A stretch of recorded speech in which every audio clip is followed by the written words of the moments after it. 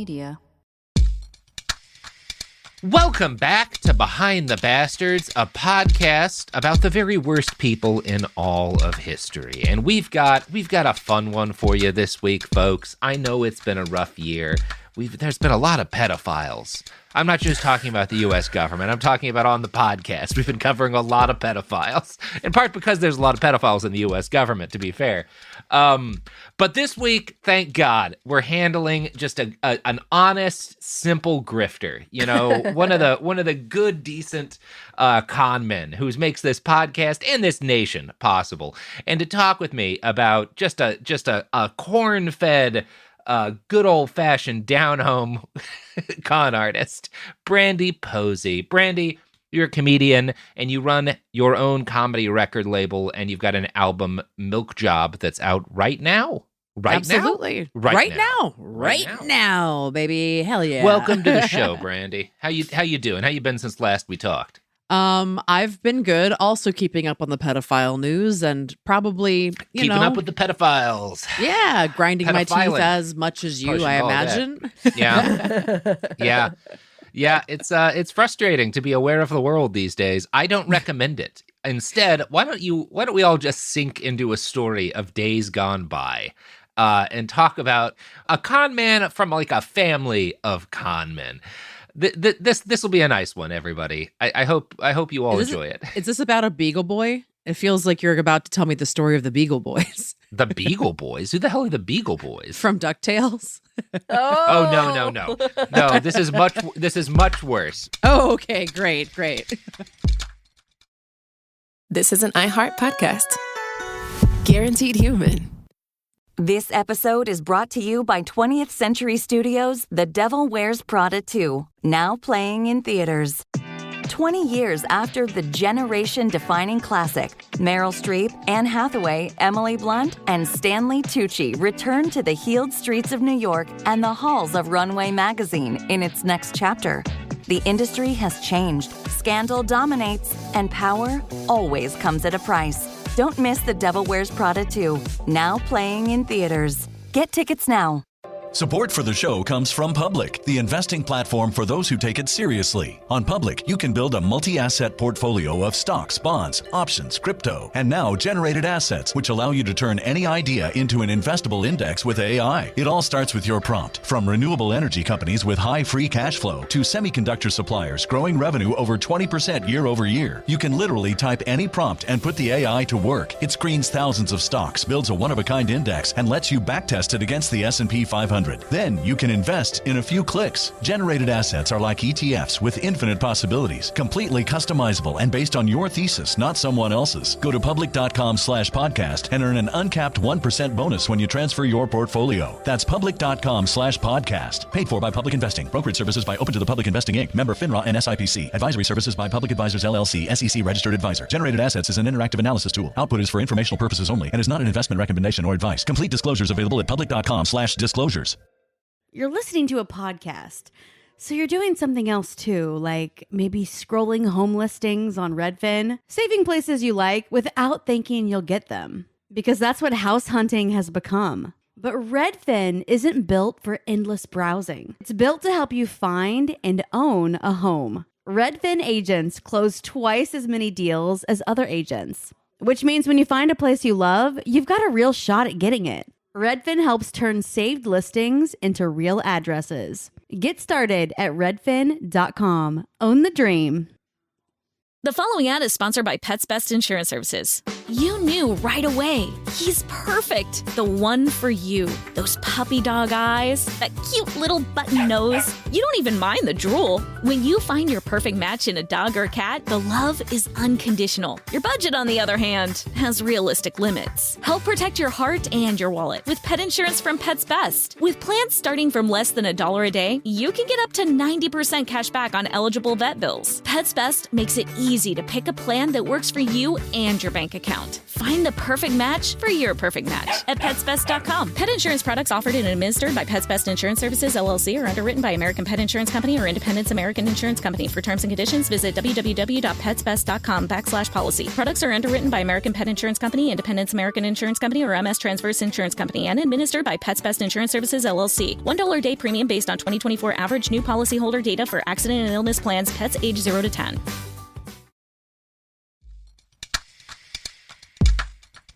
So, we're talking about a guy named Robert Spears, who was one of the first naturopaths. He was a very influential figure in like the first wave. You have two big waves of naturopathy as like a discipline, one that kind of goes up from the start of the century until polio vaccines become a thing. And people are like, alternative medicine, why would we ever not want modern vaccinations and the like? And then you've got one that kind of crops up more recently in the 70s. So there's like a split between the two. And we'll be talking about both this con man who, spoilers, winds up committing some pretty serious plane crimes at the end of his life. This ends in a fun/mass murdery place. But before you get to the mass murder, there's a lot of cons. So this should just be a fun episode for everybody. We're talking about, have you ever heard of Robert Spears? Does that name ring a bell? No, old Bobby Good. has not crossed my path. I can't wait. Good. Well, we're going to talk about him, but before we talk about him, we've got a little mini BTB episode because I want to talk about the birth of naturopathy as like a field of endeavor, of work, of quote unquote medicine. And you really got to keep the quote unquotes there when you're talking about this period of time for sure. The guy who often gets credit for starting naturopathic medicine as a discipline was a German-born American with an amazing name. The guy most often described as the founder of naturopathy was Dr. Benedict Lust. Oh, amazing. Dr. Lust. Now, how about he wasn't really a Hey. doctor. And to be fair, he didn't claim to be a medical doctor, but Dr. Lust is just really funny. Like I prefer that. I'll give him the stolen valor if I get to say Dr. Lust a bunch. Does this whole thing start with boner pills? Is that where we No. start? Is I that think that's he not Dr. genuinely- Lust doesn't? No, I mean, I'm sure he sold some weird boner medicine. Don't get me wrong. He was selling like quack medical treatments in the early 1900s. He must have been. But I also think he was a legitimate believer. That's something, this first couple generations of guys who become like the naturopathic like movement, the first naturopathic crusaders, are like true believers. They're not guys selling snake oil. I mean, they're selling snake oil a lot of the time, but they truly seem to believe in it generally. Well, and I guess like at the same time, like what is actual medicine doing? It's Right. like we're past not much better. leeches, but we're like, yeah, we got nails and skulls. As we'll talk about, they are still doing some skull nailing. One of the problems with modern medicine at this period of time is we've just now, by the time you're starting in like the early 1900s, you're really starting to get the first wave of mass-produced, high-quality pharmaceutical drugs. Unfortunately, you don't have like the basis of knowledge about like when those are good and when those like wind up being worse for everybody in a lot of cases. So you have a shitload of people being overprescribed like, oh, your 4-year-old's coughing, here's some heroin. That'll get him right back to baseline. No just downside to nod giving him a out. 4-year-old heroin. So people The cutest in junkie. this, if you're someone who's saying, I think doctors use too many drugs, I want like a non-drug solution, in the 1900s, a lot of times you'll be doing better by going with like a quack doctor just because they're only feeding you homeopathic medicine as opposed to straight heroin and cocaine, which has some negative health consequences. So it is more blurry when you're talking about the difference between alternative medicine, whatever, that kind of shit, and like the AMA. Like there's not as much of a gap between them as there will come to be in the modern era. That makes sense. Yeah. So Dr. Benedict Lust, again, not a doctor, was born in Mittelbach, Baden in Germany in 1872. So he's like a year younger than Germany itself. As a young man or child, it's a little unclear in my sources, Lust gets sick. He contracts tuberculosis. And at the time, By 1872, it's not as much of a death sentence as it had been, like a generation before, but a lot of people are still dying from tuberculosis. So if you get diagnosed with it, there's a pretty good chance you're not coming through the other side.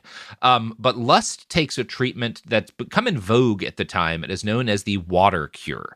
This was largely the invention of a priest named Sebastian Knipe. But Knipe had discovered a book that some even older guy had written on curing disease via cold water plunges. You even see this today in a lot of like the podcast, right? Health influencers, everybody. Back. Yeah. RFK loves the cold plunge. People have been doing this for way more than 100 years, like almost 200 years. There have been guys advocating for cold plunges, basically, as a treatment for different illnesses. Now, in Knipe's time, which is, again, the mid-1800s, tuberculosis was even more so a death sentence. And so he had gotten sick before Lust gets sick. The guy who treats him also gets tuberculosis as a young man. And he, finds this book and writes, quote, "I clung to it like a drowning man." He later wrote, "It became in a short time the staff supporting the invalid. Today it is the lifeboat that was sent to me by a merciful providence in the nick of time, in the hour of extreme peril." And so Knipe gets given what he thinks is a death sentence, this tuberculosis diagnosis, and he gets better. And he gets better while taking the water cure. Now, does he recover because of that, or does he just recover while does that? Knipe obviously credits his recovery to the water cure because he makes his whole life about that. From here on out, the rest of his days, he's like a practitioner of this thing. And now, is it? Oh, I was just going to, and just FYI to the listeners, if you want to look into this guy, his name is spelled Kneip. So, just Knipe. Knipe. Yeah. Gotcha. Now, is the water cure just drinking water a thing? No, it's like a cold plunge. Okay. Oh, it's like getting plunged in. It's like, again, like guys are doing today, right? Where you get like this bucket of ice water and you plunge yourself in for whatever period of time. From an article in the Journal of Integral Medicine by Susanna Saranko, quote, "Building from this little book, Knipe eventually modified the cold water baths to what became his signature treatment. The shower baths or gushes, which he administered with a simple garden watering can. By pouring water on the subject, a quicker reaction is brought on than by bathing. Pouring was Father Knipe's special method. The object of all cold water applications is to cause a stimulation in the circulation of the blood, and they must last only long enough for this reaction to take place. Knipe paid close attention to the primary and secondary reactions caused by cold water on warm skin." And part of why this is so popular is that ice bathing, or what he's doing, which is like pouring cold water on you, because he says it causes the reaction faster, it has a physiological effect. It does measurable things to your body, right? That said, it is neither ice bathing nor any other kind of cold water exposure has been shown to treat or cure tuberculosis. There's no documentation of this working. However, there's a couple of things going on, because both Knipe and Lust will credit getting better from TB to this cold plunge type thing, basically. And first off, in the 1800s, a lot of people are misdiagnosed when they're diagnosed with TB. A lot of deaths that are just credited to tuberculosis were something else, and doctors were worse at diagnosing stuff back then, right? And secondly, without treatment, a decent number of people survive tuberculosis. I'm not saying don't get your tuberculosis treated, but I did find a 2023 article in the Journal of Tuberculosis and Lung Disease, which notes that about 40% of TB patients in 2021 weren't diagnosed or treated, and that 10-year survival rates without any kind of medical treatment are about 40%. Right? Which is less. People who don't seek medical care are a lot less likely to survive tuberculosis. Please, if you get TB, seek treatment. But it's not crazy that two dudes might have gotten sick and just gotten over it, more or less intact, because that happens sometimes, right? That's just, the human body be doing shit. People don't respond the same way to every disease. Yeah, we're a powerful little machine that wants to live. Right. Yeah. Sometimes your body just pulls through. And Cool People Did Cool Stuff listeners are very familiar with friend of the pod tuberculosis, because almost every episode it comes in and either kills our villain or kills our hero. That's what life was like before modern medicine, and we're going right back to that period of time. Don't you worry. You give RFK another year or two. Exactly. I'd really rather not. I'm excited for the white handkerchiefs that people cough a little bit of blood into now to be made out of plastic. I'm already stockpiling. Yeah. Gone are the days of the cotton hanky. No, it got to be plastic for me, baby. Mm-hmm. Yeah. So cold water immersion does, because this is something people are advocating today, it does, again, have observable and measurable physiological effects. Some studies have suggested it can help treat chronic immune inflammation and have a beneficial impact on stress. However, number one, there's negative health consequences. It can raise your heart rate to a degree that can cause cardiac events in people. There are like health nuts who have died doing cold plunges because it shocks their heart. Also, per an article in the International Journal of Circumpolar Health, quote, many of the health benefits claimed from regular cold water exposure may not be causal and may instead be explained by other factors. In other words, most of the studies that suggested a benefit are flawed in some way. There's not, I'm not saying there's no, but there are maybe some benefits, and especially because of the way it affects your heart and circulation, people with certain conditions might benefit from cold water plunges. But the science today is far from certain on this, and it's surely not curing tuberculosis, right? No. But they have a lot less data back then, so it is more forgivable. I don't think Knipe is a con man. I think he truly believes this saved his life, and he's doing his best to help other people, right?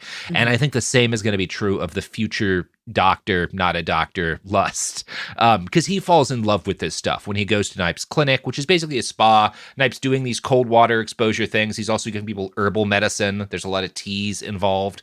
And Dr. Lust falls in love with this. This is his first hit of what we today called alternative medicine. This is the very first gaspings of that. And Lust is immediately like, oh, this is my whole life right here, baby. I'm going to make this everything to me. Well, and it also makes sense because at that time it was like that or chimney sweep, right? So what else are you going to do with your time? I mean, Jesus Christ. I don't even have television really going yet. Exactly. If I'm just sitting in a nice Radio's place barely, that has some nice teas and things like that, it's like I'm going to maybe feel better than when I'm doing a 20-hour shift in the factory. Now, I would live at the pharmacy. I would be buying that heroin cough syrup every day of the week. Oh, man, if only. So Lust moves to the United States near the end of the 1800s. And by that period of time, before we're really into the 1900s even, the U.S., particularly New York, has become kind of this globally recognized mecca for nonsense medicine. Like, we Americans, we're on the ground floor of selling bullshit to people and claiming it cures disease. From 1896 to 1901, Lust, because as soon as he moves there and he starts training in a couple of different like quasi-medical fields, one of which, so he trains as an osteopath in osteopathy. And osteopathy is a difficult case to talk about. We're not going to be giving it enough attention. Today, if you run into someone who is an osteopath, they're probably a real doctor, right? Probably, or it is largely a real type of medicine today. But it was founded decades ago by an untrained amateur who felt that all disease was caused by misplaced or deranged bones. To quote from Quackwatch. And Quackwatch writes, quote, and most diseases were curable by manipulation of deranged, displaced bones, nerves, muscles, removing all obstructions, thereby setting the machinery of life moving. His autobiography, The Founder of Osteopathy, states that he caused a bald-headed man to grow hair 3 inches long in 1 week, and that he could shake a child and stop scarlet fever, croup, diphtheria, and cure whooping cough in 3 days by a wring of its neck. He was antagonistic towards the drug practices of his day and regarded surgery as a last resort. Rejected as a cultist by organized medicine, he founded the first osteopathic medical school in Kirksville, Missouri in 1892. This will not be the last time Missouri shows up in these episodes. Something he's just tells me that's kids. Extremely true. Wow. Your baby's got whooping cough. Let me wring their neck. That'll fix them. Absolutely. The James Bond of doctors. It's crazy how many people who call themselves doctors still think like, oh, your kid's coughing too much. I got to basically break their spine. You got to let me get my hands around that fucking neck and just really throttle it like a son of a bitch. Like, that's still a lot of guys who say that they're doctors today. They paralyze kids all the time. Abuse the child until they say they're okay. Yeah. So now that said, as wild as that last paragraph was, from this point, osteopathy develops after this into, again, what is today a largely real field of medicine. There are still some quacks who call themselves osteopaths, but over time, the good osteopaths who cared about evidence-based care won out over the bad ones, I think. That's how the articles I've read make it seem. I'm not a doctor, except for in New Jersey, right? But Dr. Lust is studying osteopathy when it is still firmly in its quack era. He also studies chiropractic medicine and takes classes on that. And if you remember our episodes on the history of chiropractic, it was founded by a guy who learned the secrets of spinal manipulation from a ghost. That is where chiropractic medicine comes from. Oh, wow. Yeah. Amazing stuff happening in the late 1800s and early 1900s. Lust gets into chiropractic, osteopathy, and he starts exploring botanical medicines, what people would call like plant-based medicines. And he gets interested in the emerging field of what it comes known as physical culture. Bernard McFadden, who we've done episodes on, is a major factor in this. He and Lust are kind of contemporaries, and they're writing about health and about a lot of the shit RFK is in. It's like, how can you stay looking buff longer if you're a dude, Like, how can you get big biceps? Like, what kind of chemicals will make it easier for me to keep muscle on? And I feel like you're trying to convince me that RFK Jr. might actually be a time traveler from this era. That's the only way he actually makes sense, right? His ideology is firmly rooted in the early first 20 years of the 20th century. Now, Lust is one of those guys who binges on fringe medical treatments. He's not discriminating. He likes it all. He's taken sun baths. The modern equivalent would be those guys who like expose their assholes to direct sunlights for health reasons.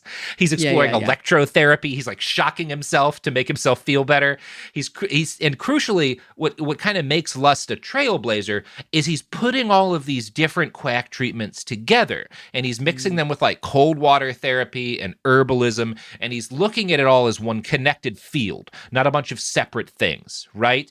And that's a new idea. Previously, most of these old-timey medical grifters aren't seeing themselves as part of like a large movement that includes a bunch of different kinds of treatment. They're like, no, the secret is electrotherapy. The secret is water therapy. The secret is they've got their thing, and that's the thing that they're trying to sell. And Lust is like, no, this works a lot better if everybody's connected and we're all part of like a united front pushing all these fringe treatments that the real doctors don't want you to have access to, right? He's unionizing the quacks. He's kind of unionizing the quacks. Yeah, that's basically Dr. Lust's story. In 1901, Dr. Lust starts collaborating with a group of fellow travelers to set out the underlying theory behind their new discipline, which doesn't have a name yet, but they're firmly in opposition to what they call the druggists, right? Today, the term that like these folks use is allopaths to refer to like real doctors, what we call real doctors, but they're calling them basically druggists, right? And the critique they're making, which is to a degree valid in the time, is that real doctors just want to dope you the fuck up. And a lot of real doctors are just doping you the fuck up. That's not an unfair critique of the day. That doesn't make what they're selling work any better, but it is sometimes less harmful, right? Sometimes if your doctor's prescribing you like fucking arsenic and your fake doctor's prescribing you fucking homeopathic arsenic, which is just water, you're better off with the homeopathic arsenic, 100%, yeah. So the central tenet that Dr. Lust and his colleagues land on is this: the body can repair itself, and that rather than treating sickness, physicians should seek to restore balance to the body so that it can cure its own illnesses, right? And it can avoid getting sick, because if the body stays in balance, then it won't get ill. The website Indie Health Facts has a good summary of what Lust eventually comes to believe and push to make the center of naturopathy as a discipline. Dr. Lust was opposed to the processing of foods because such manufacture tends to destroy their true nutritional values. He was opposed to the administrations of all drugs and narcotics because they are unnatural elements which the human body is not capable of assimilating. He's opposed to the regimentation of the American people under medically controlled elements because such legislation will wipe out other methods of treatment and bring inestimable damage to the health of every man, woman, and child affected. He is opposed to any legislation which in practice would prevent a family from attending to its own ills or the choosing by such family of any type of treatment it might desire, because such legislation restricts personal liberty and tends to take from the American people the right to use the beneficial homespun efficient remedies which have been handed down from generation to generation. That's a lot of words. It's just RFK. It's just RFK, right? I don't think you should be able to tell people that anything they believe is medicine isn't medicine. That's a crime. That's the only crime. Not selling nonsense is medicine. Now, the name naturopathy is actually coined by a married physician couple, the doctors John and Sophie Scheel, who are kind of colleagues and contemporaries of Dr. Lust. They come up with the name in 1902, and Lust buys it from them. He purchases the naming rights because as soon as he hears naturopathy, he's like, I can't beat that. That's the best marketing name for this thing that we're doing. Like, that's going to work really. And it is a good name. It's a really good name. I don't know why, but like 1902 seems really early for buying naming rights. Yeah. Like, no, this man is committed. He's convinced. And honestly, it works. Like, he is a visionary when it comes to this shit. So Lust opens a school for naturopaths, and he opens what's probably the first health food store in the world. I think it's in New York. But yeah, he opens like a health food store in like 1900, right? Like in the fucking start of the century. So that stuff goes back quite a while. God, I don't even want to think about how bad this guy's deodorant was. When I've been to any, God. Oh, just like the a natural solid deodorant crystal. Just a solid crystal. No, it's literally emeralds. He's just rubbing it in there. It doesn't do anything. As naturopathy evolves, it becomes clear that its practitioners all share one curious trait, a distrust or even a hatred of medical drugs and an often heedless embrace of every conceivable non-drug therapy, often to absurd ends.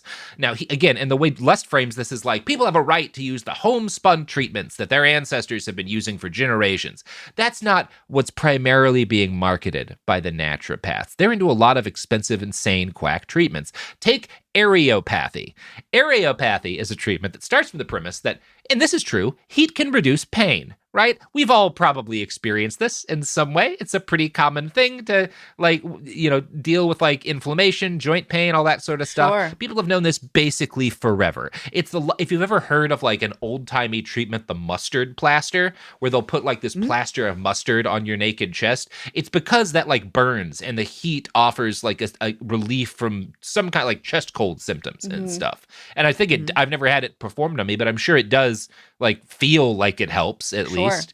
Areopathy takes this concept up to 11 and incorporates what was literally called, the name of the device used for areopathy is a human bake oven as a treatment. They're literally putting people into actual ovens and at like oven temperatures. I need to show you, Sophie's going to put on screen, if you're watching this, a 1912 ad published in the Calgary Herald, and I'll read the ad to you. It's got a picture in the center of what looks like a fucking iron lung, but it's an oven that everything but the person's head goes inside. And it says, rheumatism positively cured by the human bake oven. Can you take 500 degrees Fahrenheit? Try it. 500? You shouldn't. That's crazy. You shouldn't take 500. No, absolutely not. I was like, okay. 500? You're burning your face off. That's well in excess of what I've read most of these treatments were. Usually people seem to be slow cooked from anywhere from like 280 degrees Fahrenheit, which seems to have been like the most common. 280 to 300 degrees is like a normal temperature.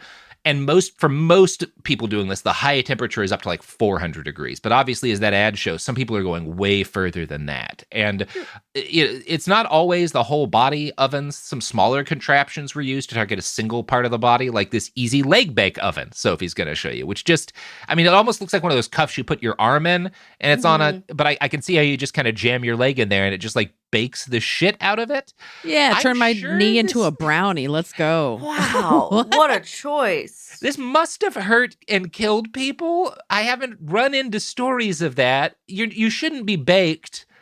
There definitely are people getting burns because, again, you shouldn't be baked. Yes. Every doctor, I think, will tell you that now, is that like 500 degrees is too much for any part of your body. You cook meat. I don't even know that my oven actually goes up to 500 degrees. You probably shouldn't be cooking meat at 500 degrees. That's broil crazy. Your baby's cough out of their chest. I rarely go above like 400.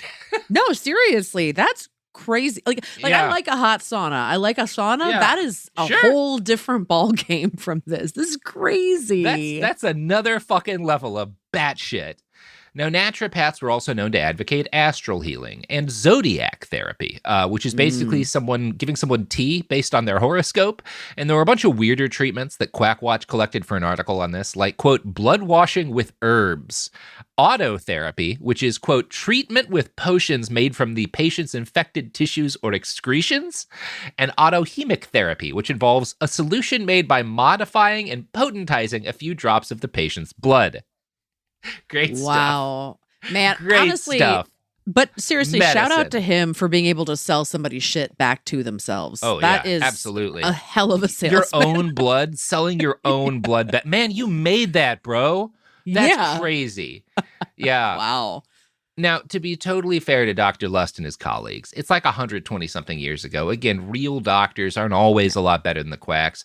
And the naturopaths, they have some points in this era, but what's happening is you're going to start not long after this period seeing the development of like real medical science, like medicine from 1900 to like 1960 probably gets better faster than it has at like any other point in history. Like you'd be hard pressed. I mean, maybe the like 60 years after that, but even then I don't think we had jumps quite as big as that leap from in 1900. A lot of people are still basically living the same way with similar medical access to what they would have had in like the 1600s, right? Yeah. In a lot of parts of the world. There's not massive differences from how shit would have been in like the Enlightenment era in terms of the average person's access to good medicine to by 1950 to 60, even people out in the sticks have a much better access to real quality medicine and to doctors who actually know something meaningful about how disease spreads. And you have the ability to actually prevent a lot of these diseases for the first time. And that's going to be disastrous for this first wave of naturopaths, right? Is that, especially from like 40 to 60, it becomes really impossible to deny that like, okay, well, the people who use the naturopaths are still getting sick and dying from all of like the weird plagues going around, and the people who are getting vaccinated don't. Are living, yeah. Well, it's also funny. Yeah. We've got World War II happening during this time period too, right? Yep. And the idea of being like, here's like a tea for your leg that got blown off Your is not homeopathic medic. Yeah. I got this, good. Okay, what about this echinacea? Is that good? It's been reduced by 1,000 gallons of water.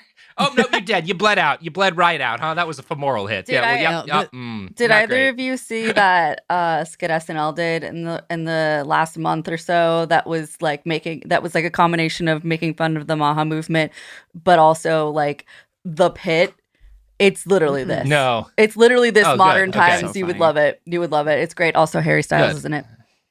Hell yeah. Great. We Good love for that. Harry Styles. So, and it's also important to note that one of the key differences, one of the reasons that like osteopathy becomes a real discipline, and the reason that medicine, in 1900 to 1920, maybe a lot of doctors aren't really much better than the naturopaths, that changes too, in part because the real doctors, even if they start from a position of believing a lot of bullshit, are doing what you ought to do, which is you document, okay, we prescribed this treatment to this many people, and actually it turns out that after a year or two, there was no difference between them and the people who didn't get a treatment, or between them and the people who got this other treatment that's cheaper, or, whatever. You prune away, you find out, some stuff we can see isn't working, so we're not going to do that anymore. And some stuff, the consequences of giving people these medicines, even if they work immediately, is worse than, giving them this alternative. So we're going to do that. And the field gets better, and we get a lot better at medicine over time. Naturopathy's problem, and the reason why it doesn't really go down this same road, is that it was fundamentally created and always run primarily by a bunch of weird little guys and girls who each had their own specific kind of alternative or quack therapy, like water therapy or blood washing. And they were primarily getting into the naturopathy not because they saw themselves as they're mostly not like Lust. They don't see themselves as scientists who are part of a movement. They've got a thing to sell. And if that's the attitude you approach your discipline from, that's not conducive to good science. Yeah, you're coming at it. Yeah, scientific method versus the vibe method is what we're talking about. And versus I'm already, if this doesn't treat this disease, I'm out a shitload of money. Like I'm ruined. Like this, I have to be able to sell this, even if I realize it doesn't work after a while, because I'm pot committed to this shit. Speaking of pot committed, you know who's pot committed to this podcast? Our sponsors. Oh, very nice. Huzzah. Yeah, they can't get away from us now. Support for the show comes from Public, the investing platform for those who take it seriously. On Public, you can build a multi-asset portfolio of stocks, bonds, options, crypto, and now generated assets, which allow you to turn any idea into an investable index with AI. It all starts with your prompt. From renewable energy companies with high free cash flow to semiconductor suppliers growing revenue over 20% year over year, you can literally type any prompt and put the AI to work. It screens thousands of stocks, builds a one-of-a-kind index, and lets you backtest it against the S&P 500. Then you can invest in a few clicks. Generated assets are like ETFs with infinite possibilities, completely customizable and based on your thesis, not someone else's. Go to public.com/podcast and earn an uncapped 1% bonus when you transfer your portfolio. That's public.com/podcast. Paid for by Public Investing. Brokerage services by Open to the Public Investing Inc. Member FINRA and SIPC. Advisory services by Public Advisors LLC, SEC registered advisor. Generated assets is an interactive analysis tool. Output is for informational purposes only and is not an investment recommendation or advice. Complete disclosures available at public.com/disclosures. Let's talk about modern home shopping. It's sort of become a fun side hobby, right? Scrolling listings at night, dreaming about kitchens you've never seen, or backyards you haven't even stepped foot in, all from the comfort of pretty much anywhere. Redfin knows a lot of people like you want to own, but are stuck in this browsing mode loop. That's where Redfin flips the script. With listings that update within minutes and tours you can book right from the Redfin app, you can see your dream home the moment it appears. Now, liking a listing is easy, but actually landing it, that's where Redfin comes in. Redfin has over 2,200 agents with local expertise. And Redfin agents close twice as many deals as other agents. That means they want to help you win, not just window shop. Redfin is built to help you go from just looking to wait, this could actually be home. So become the newest neighbor on the block. Visit redfin.com to start finding and start owning. That's redfin.com. Your pet is your bestie, your therapist, your perfect match. It's easy to love them.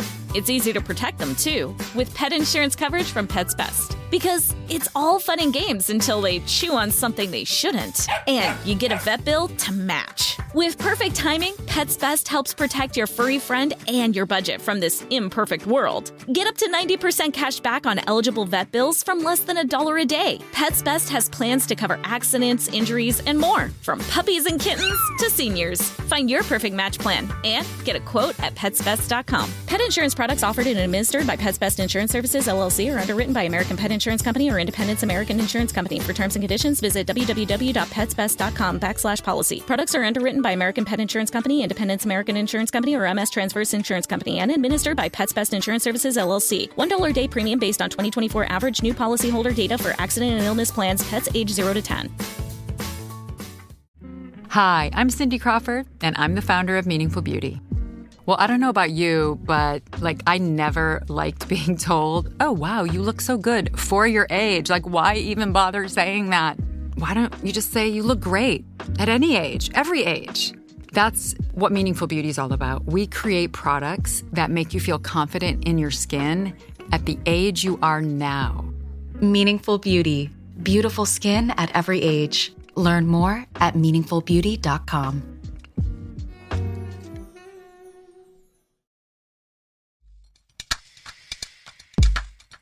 And we're back. We're back, and we're talking about naturopaths. So the AMA guys in Dr. Lust's day have a lot of teeth, and they do not take kindly to a bunch of weird-ass hippie types taking patients and claiming to treat disease. The AMA declares war on Dr. Lust, and they managed to score some real hits. Per an article in the Journal of Applied Natural Medicine, Lust was arrested 14 times and fined once $500 because a dirty woman sleuth of the medical trust, the American Medical Association, with an unspeakable name, took an electric light bath in his institution. Now, that's from a naturopathic publication, quoting a naturopath. Yeah. I wanted to know more about this story. This dirty woman sleuth of the medical trust. They're calling it the medical trust because trust busting is popular in this era, right? This is the Teddy Roosevelt era when some of this is going, or when a lot of these people's political awakening is. So, that's why they're framing it that way. But I looked into this, and it turns out that in 1921, Dr. Lust was arrested for committing criminal libel against Frances Benzecri. That's the unspeakably named woman who worked as a detective for the AMA. Lust wrote that she was a disgrace to American womanhood and to the free soil of America on which she treads. I want to hear her story, man. Yeah, how do you it sounds like he's got some issues with women. Wow. Well, because they've got her trying to prove that Lust and his followers are representing themselves as doctors, right? Are legally claiming to be treating diseases in a way that exceeds what they're free to do, right?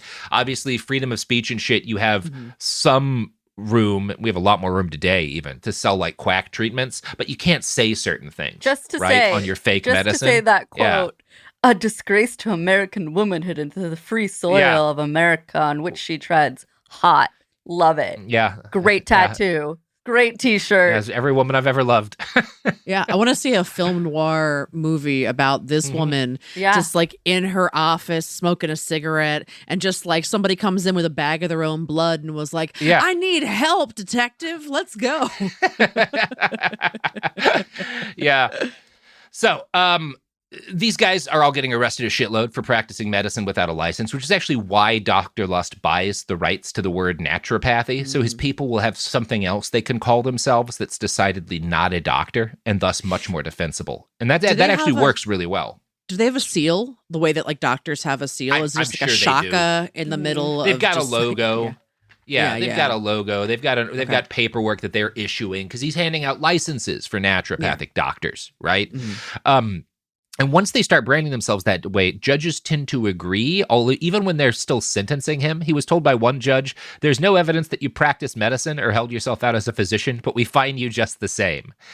And the naturopath's point is like, look at the injustice of the system. And I see this as a judge being like, yeah, man, you technically figured out how not to say the words that would have definitely been illegal, but you were for sure representing yourself as a doctor and selling medicine, and I'm just going to fine you anyway, because I know you're guilty, because you were Dr. Lust, by the way.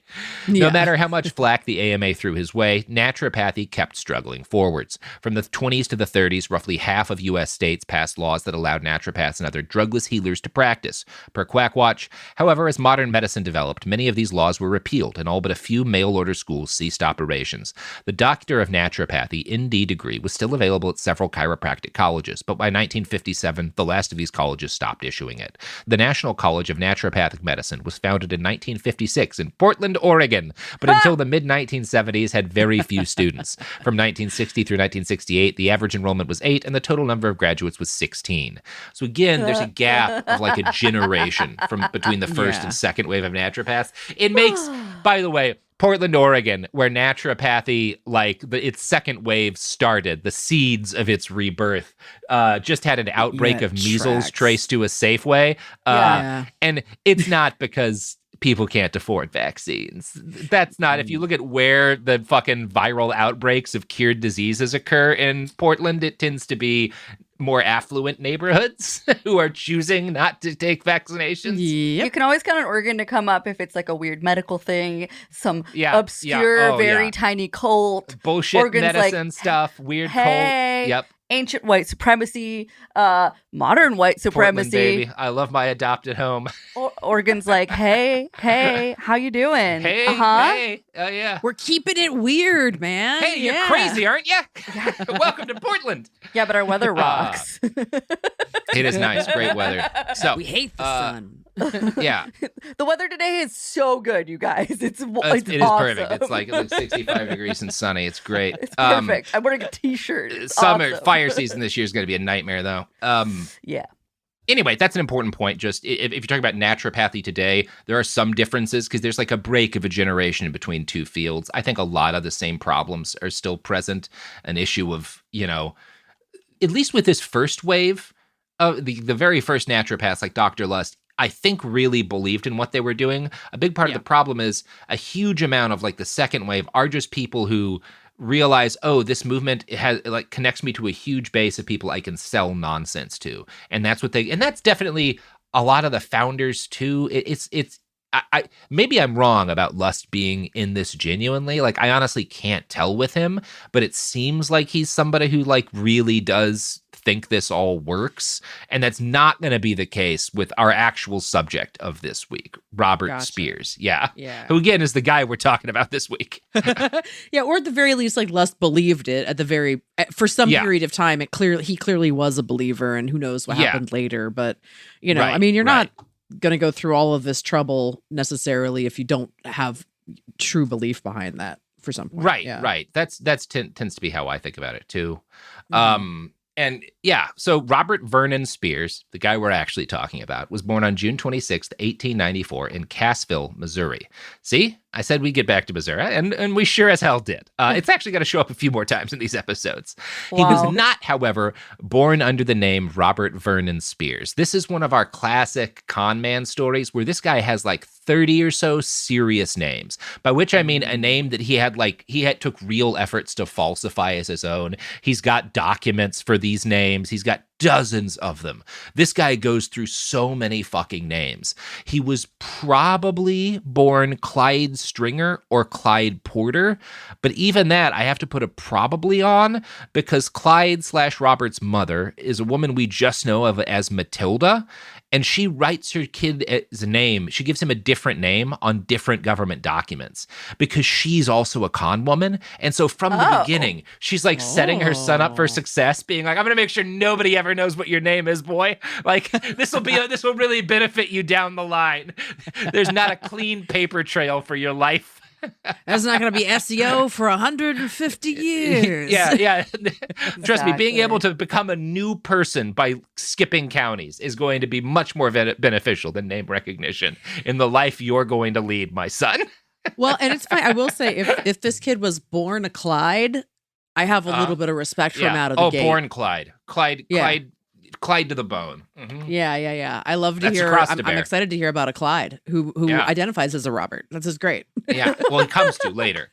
Alan Logan, author of the Spears biography Self-Styled, just notes that Matilda, his mom, was, quote, a woman who also used many names and changed her own identity as circumstances dictated. She claimed her child was the son of a farmer named George Stringer from Northeast Oklahoma, which is where George was born and where he was raised for the first 3 years of his life. They got married when he was 3 after moving to Missouri. So they raise him for the first few years of his life in Oklahoma. Then they move up to Missouri. And his mom uses the surname Smith on her marriage certificate to George. But she had been using the name Jenkins most of the time prior to that. So even her husband knows she's given 2 different options as to her maiden name. And her headstone would give yet another last name. This was a slippery woman, and she would pass those traits on to her son. Her marriage to George did not last long. After a year, she was caught having an affair with some other dude, and so she takes Clyde in the night and abandons George, who files for divorce. This is also going to leave a mark on Clyde. He's going to not have the best record of sticking around for marriages, as we'll talk about, and he kind of inherits that from his mom. Yeah. Matilda, I love this woman as like the Moriarty to she's amazing. The medical detective lady. I would really like to see their paths crossed. Yeah. Yeah, these 2 characters were born for each other. So after leaving her husband behind, Matilda would tell her son that George had, quote, died of pneumonia. But Alan Logan writes, it is not entirely clear who she was telling Clyde had died of pneumonia because we don't actually know who Clyde thought his father was, right? Like, we just have some old paperwork. So it's not entirely clear who Clyde's dad was or who she told him it was. Matilda moved through men at a rapid pace, right? So... Hell yeah, Matilda. I mean, you got a little kid, so I got questions, but also great for Clyde. Yeah. She's living it up, though. Your life. She's living it up. A lot of men are having the male version of this life, which is much more common. So you have to stand a woman who's willing to like break free from tradition and really like really just be like a very masculine kind of scumbag. And honestly, I appreciate that. You know, it's nice to see. The glass gutter is just as important as the glass ceiling, I think. The glass gutter matters just as much as the glass ceiling. Gorgeous. Women have the right to be scumbags, too. Matilda, we salute you. You know who else is a scumbag? Nope. That's not good. I like this roof over my head. Sure. Well, anyway, here's ads. Okay. Support for the show comes from Public, the investing platform for those who take it seriously. On Public, you can build a multi-asset portfolio of stocks, bonds, options, crypto, and now generated assets, which allow you to turn any idea into an investable index with AI. It all starts with your prompt. From renewable energy companies with high free cash flow to semiconductor suppliers growing revenue over 20% year over year, you can literally type any prompt and put the AI to work. It screens thousands of stocks, builds a one-of-a-kind index, and lets you backtest it against the S&P 500. Then you can invest in a few clicks. Generated assets are like ETFs with infinite possibilities, completely customizable and based on your thesis, not someone else's. Go to public.com/podcast and earn an uncapped 1% bonus when you transfer your portfolio. That's public.com/podcast. Paid for by Public Investing. Brokerage services by Open to the Public Investing Inc. Member FINRA and SIPC. Advisory services by Public Advisors LLC, SEC registered advisor. Generated assets is an interactive analysis tool. Output is for informational purposes only and is not an investment recommendation or advice. Complete disclosures available at public.com/disclosures. Let's talk about modern home shopping. It's sort of become a fun side hobby, right? Scrolling listings at night, dreaming about kitchens you've never seen, or backyards you haven't even stepped foot in, all from the comfort of pretty much anywhere. Redfin knows a lot of people like you want to own, but are stuck in this browsing mode loop. That's where Redfin flips the script. With listings that update within minutes and tours you can book right from the Redfin app, you can see your dream home the moment it appears. Now, liking a listing is easy, but actually landing it, that's where Redfin comes in. Redfin has over 2,200 agents with local expertise. And Redfin agents close twice as many deals as other agents. That means they want to help you win, not just window shop. Redfin is built to help you go from just looking to wait, this could actually be home. So become the newest neighbor on the block. Visit redfin.com to start finding and start owning. That's redfin.com. Your pet is your bestie, your therapist, your perfect match. It's easy to love them. It's easy to protect them, too, with pet insurance coverage from Pets Best. Because it's all fun and games until they chew on something they shouldn't. And you get a vet bill to match. With perfect timing, Pets Best helps protect your furry friend and your budget from this imperfect world. Get up to 90% cash back on eligible vet bills from less than $1 a day. Pets Best has plans to cover accidents, injuries, and more. From puppies and kittens to seniors. Find your perfect match plan and get a quote at petsbest.com. Pet insurance products offered and administered by Pets Best Insurance Services, LLC, are underwritten by American Pet Insurance Company or Independence American Insurance Company. For terms and conditions, visit www.petsbest.com/policy. Products are underwritten by American Pet Insurance Company, Independence American Insurance Company, or MS Transverse Insurance Company, and administered by Pets Best Insurance Services, LLC. $1 a day premium based on 2024 average new policyholder data for accident and illness plans, pets age 0 to 10. Hi, I'm Cindy Crawford, and I'm the founder of Meaningful Beauty.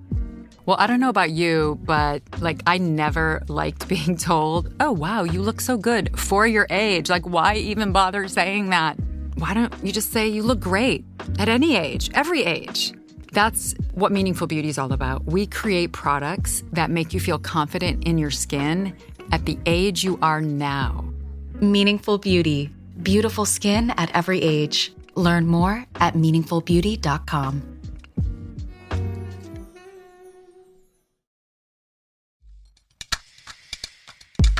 And we're back. And we're talking about whether or not our advertisers are scumbags. Sophie says no. I say I don't know. Who is right? Probably Sophie. Yeah. Legally, I think I have to say that. You do. So, in 1899, Matilda, who was just going through this carousel of men in cities with her young son, in 1899, she marries an elderly farmer. Who was Matilda. She's pretty cool. Not a great mom. Doesn't do a good job raising this kid, but pretty cool to read about. But she's out here thoughting and trotting, and I appreciate that. She marries a Civil War veteran with lifelong injuries and a drinking problem to match, and he's got a kid that she winds up. She winds up having a kid. I don't think it's his. I think she cheats on him and she has a kid with somebody else and he gets pissed. So he bounces in 1902 and now she's a single mother of two. As a result, Clyde experiences deep poverty for basically his entire childhood. His mom is only able to keep them fed and sheltered by moving constantly from town to town and conning strangers to stay alive. I want to read a quote from the book Self-Styled. As they moved from place to place, he saw Matilda retelling their story and remaking her identity. She used different names when it suited her. Clyde may have absorbed more from his mother than she realized, including the seeds of his own restless wanderlust and the ease of taking on aliases. This is just, he was like made in a lab to be a con man, basically. Matilda eventually marries again, and the family settles in Pryor, Oklahoma, merging the families of 2 single parents who now had 6 kids between them. This marriage doesn't work out either, and when things get bad enough that Clyde doesn't want to be there anymore, he realizes kind of by his adolescence, I can just leave. Like, there's a train station in town, and he figures out when he's like 12 or 13, I just bounce on a train and go away for a couple of days or a couple of weeks, like, if I don't want to be around here. And I can just visit new places, and then I can come back whenever I'm ready. They'll take me back. And he loves the freedom of the road. And he starts, in order to fund these trips, he doesn't want to work, so he starts committing petty crimes while he's away to pay his way, you know? I know a lot of friends who have gone through versions of this period in their life. Oh, yeah. We've all got a couple of crusties in our past, right? Yeah. Now, this behavior ultimately gets him in trouble when he's like a teenager, and he gets sent away to a reformatory school for some time. However long he's at this reform school, by age 16, he is out because he gets in trouble for passing bad checks and then using the ill-gotten money to buy nice clothes and stay in hotels. And he's like paying in check for hotel stays and for clothes for more than they're worth so he can get cash back, basically. That's a big part of the scam. It's a lot easier to do this stuff, although he still gets caught every single time, right? Right. That said, this is a time in which the authorities are a lot likelier to look the other way at formal charges if people can work things out themselves. Basically, if you get caught, a cop is likely to just kind of like drop things as long as you're both white people, right? If like 2 white dudes are willing to agree, okay, he made it right, we don't need to go any further. Usually they'll just be like fine with it, right? That's a lot more common in this era.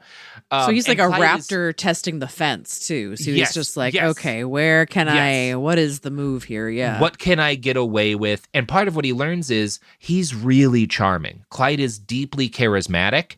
And so people are kind of like often willing to forgive him, because as soon as he gets caught, every time he'll say, oh, yep, I did it. This is what I did. And he'll like apologize. And as a result, I think that in his youth kind of keeps him from catching serious charges until he turns 18.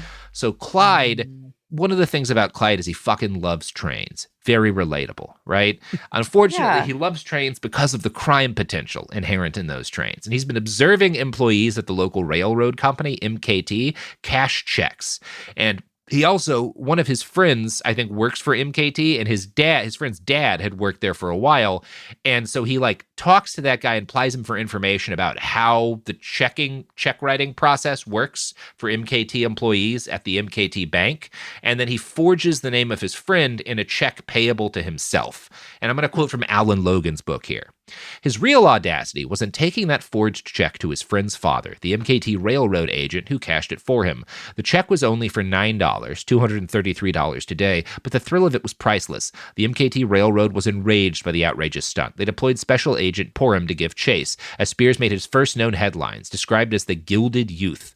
Clyde Stringer from Pryor, Oklahoma. When they finally caught up with him in June 1913, the newspapers reported how Special Agent Porham had traced him from Kansas City to Oklahoma City and across the state east and west. He was finally found at Murdock, Kansas, hunting for work in a harvest field. First off, that's a long way to chase a guy for $9. Really says a lot about how little there was to do back then. Like, you are going to the ends of the earth for $9. It's the principle, I'm sure, is what that guy would say. It's giving comic book, The Gilded Youth. Yeah. The Gilded Youth. Yeah, no, that's it. He does have a comic booky style nickname. Very Catch Me If You Can of him too. It feels Yes. Mm-hmm. I am picturing Leo Dio, like this is like a Leo Dio type guy. Yeah. Although again, Frank Abagnale, the real guy behind Catch Me If You Can, was an absolute fraud. Like that, the stuff in the movie didn't happen. He was mostly just creeping on ladies. Well, movie is the biggest con of all. So That's right. It's the final level of cons. So Clyde does more than a year behind bars. He's sentenced to prison, and he's not released until August 31st, 1914.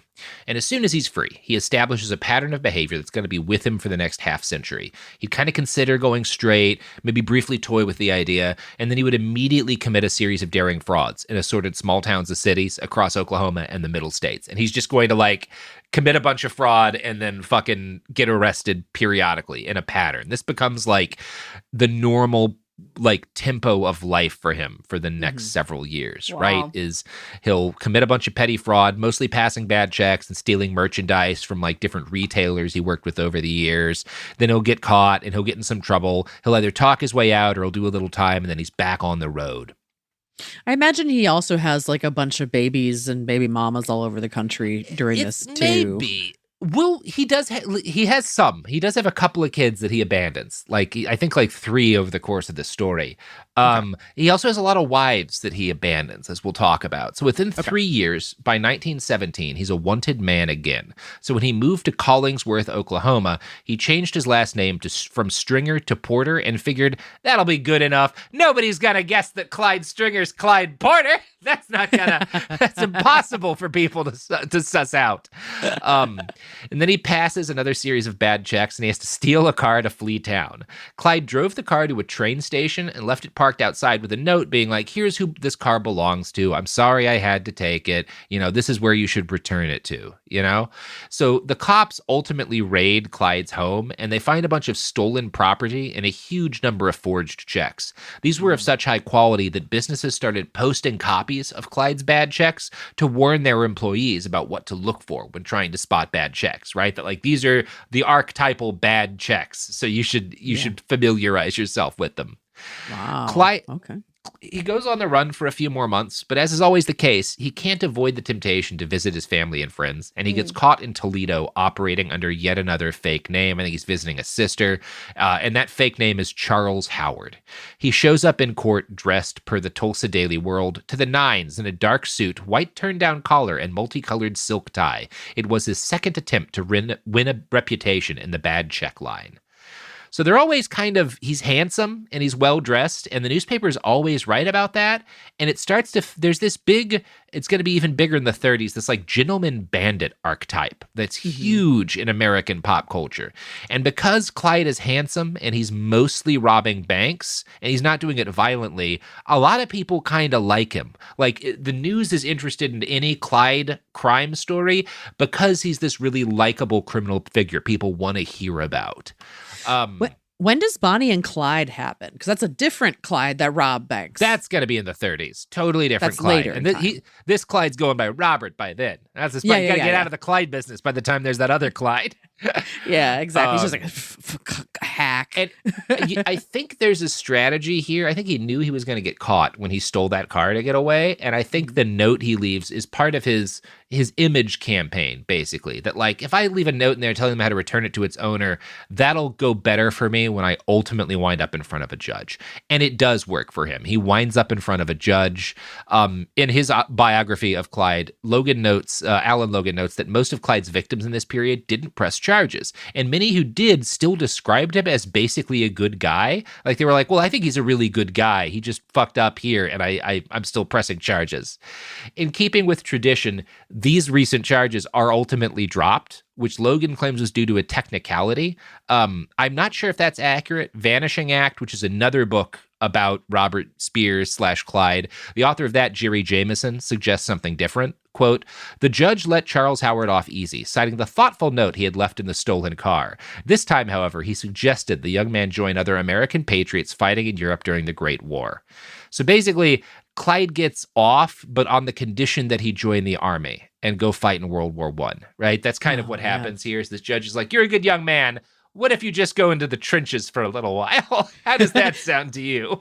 Let's see how your stationary gets you out of this one, buddy. Yeah. I think he's trying to be nice. Not traditionally a nice thing to do, make someone go to World War I. But Clyde does join. He signs up, he joins the army, and he uses a fake name to join the army. And this name he picks, I think because he's like, this gives me a chance to establish the name I'm going to be known by for the rest of my life. So when he's joining the army, he goes by the name Robert Vernon Spears, which is absolutely a fake name, but that's most of his life. He's going to keep going by Robert Vernon Spears.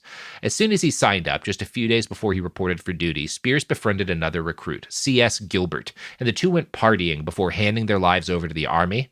True to form, Spears told his new friend, "Hey, this is crazy, but I'm like broke right now. Is there any chance you could like front me some money so we could like party? I'll totally get you back." And Gilbert's like, "Of course, man, we're going to be fighting in the trenches together. I got like $2,000 in my pocket. I'll take care of us." And the two spend like 2 days partying and drinking and going to strip clubs. And at the end of it, when they're like sleeping in their hotel at night, Robert Spears steals his friend's cash and runs like fuck, just as far as he can get before the cops catch him, which they do immediately.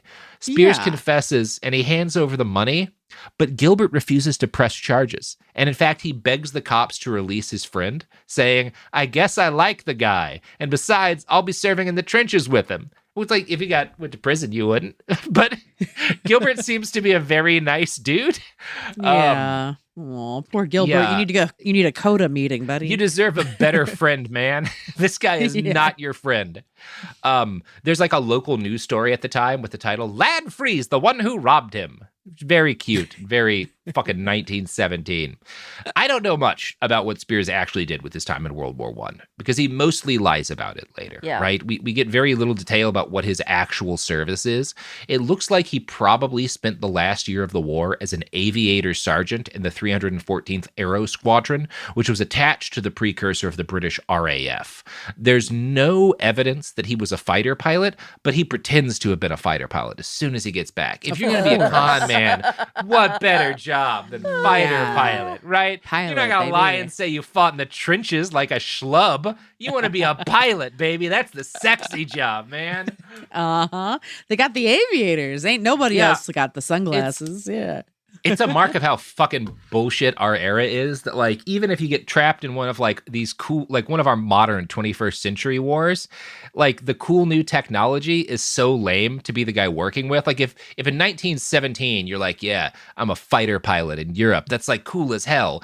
In, like, 2026, if you're like, yeah, I'm a drone pilot, it's like, get away from me, bro. That's gross. Like, you play nasty. Video games and kill get people. Get out of here. I don't even want you to be in the same room as me. That's sick. Like, amazing. Not even cool enough to be a fighter. It's a bummer. I guess there's that Kuwaiti fighter pilot who took out 2 of our F-15s on accident. That guy's sitting pretty. He's the only guy with an air-to-air kill in a long time. We do not do much of that anymore. No. Yeah. Sheesh. Anyway, so by this point in time, Spears, he goes over, he probably has pretty pedestrian service, and he comes back lying that he'd served as a first lieutenant, and he'd survived all these harrowing duels in the skies above Western Europe until he was finally shot down and wounded. He returns to St. Louis after the war, and he starts telling the story to any woman who will listen, right? Like, of course. Yeah. I bet he had a fake cane for a while and stuff, too. Oh, yeah. Yeah, absolutely. Yeah. You got to Dr. House that shit. It works great. Almost as good as an eye patch. I can only imagine this man's like dating profile. Oh, it's a nightmare. Oh my God. Not a word of it true. He's got it. He's definitely got his fake credit score on there. Job not real. Oh my gosh. He's got some like Photoshop photos of him. Oh, it's incredible. It's the best. Trust no man. Wow. Yeah, number one Chad. So he ultimately wins the attention and the hand in marriage of a woman named Ora Clayton. Run, girl. This is the start of what's going to be... No, don't worry, Sophie. She's not going to need to. This is going to be the start of a regular con act for Spears, which is he would entrance a young woman, he would ask for her hand in marriage, they would get married, and then in the night, he would steal everything in her house that wasn't nailed down and run like fuck for a new town and start a whole new life. What a fucking loser. That's the grift. What a He's just marrying ladies and robbing them. Punk-ass bitch. He does that so many times. Like, I don't know how many times in total, but it's like more than you have fingers on at least one hand. It might be like 2 or 3 hands worth of fake marriages. He does it a lot. And he's just moving from city to city or state. How far is he going? Down to town. He's not always even leaving the county, Sophie. It was a different time. If you moved 20 miles up the road, you could live a whole new life.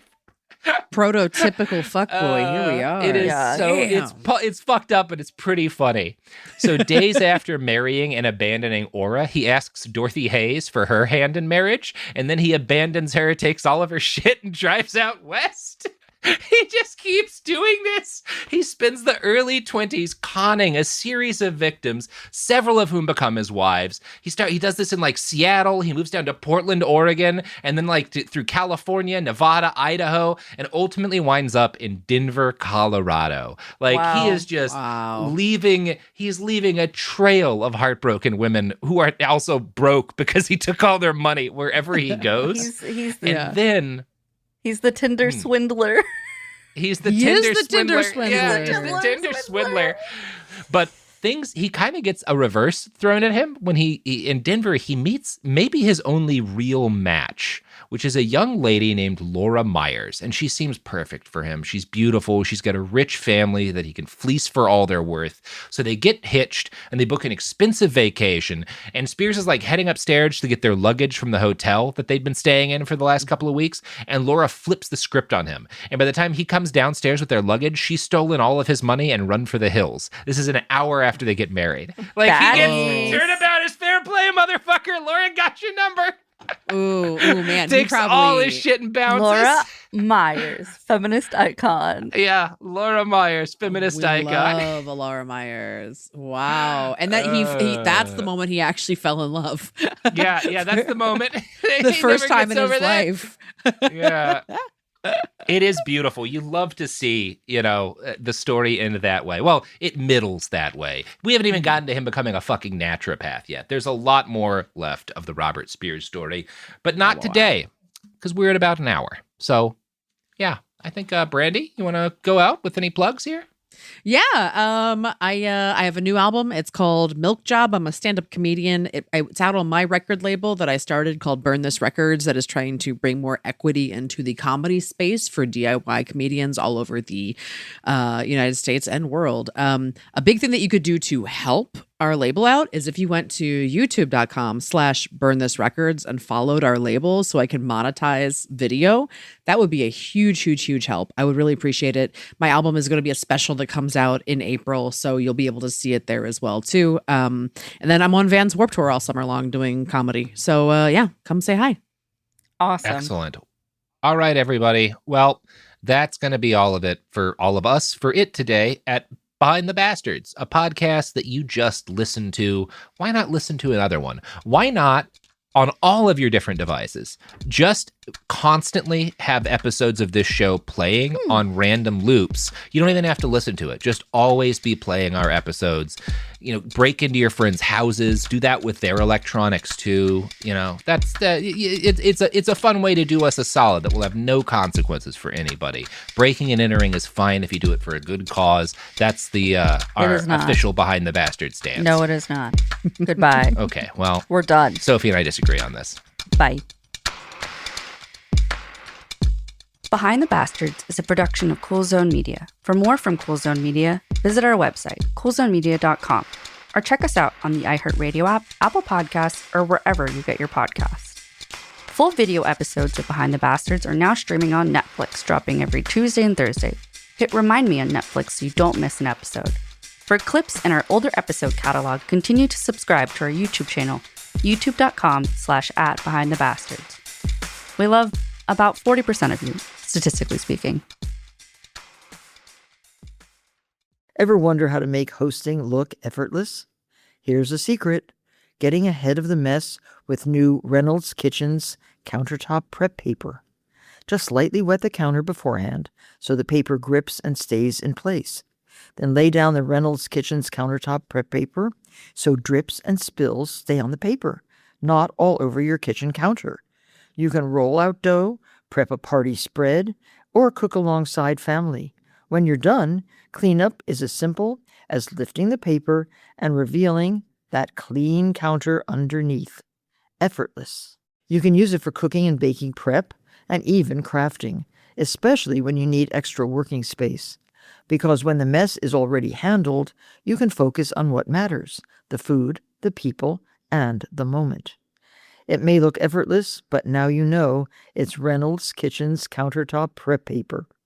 Take a tip from me, wet it, set it, prep it, done. Make it easy. Make it with Reynolds Kitchen's countertop prep paper.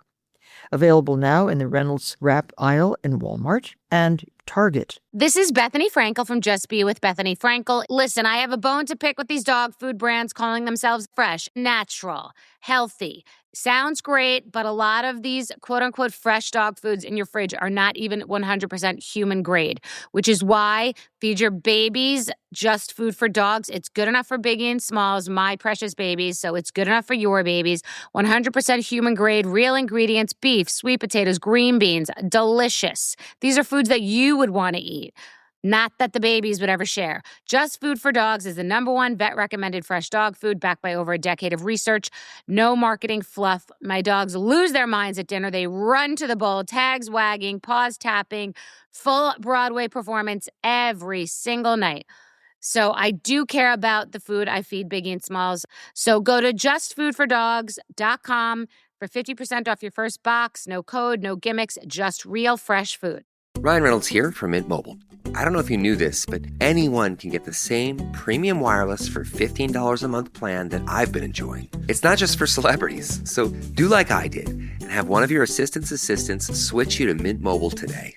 I'm told it's super easy to do at mintmobile.com/switch.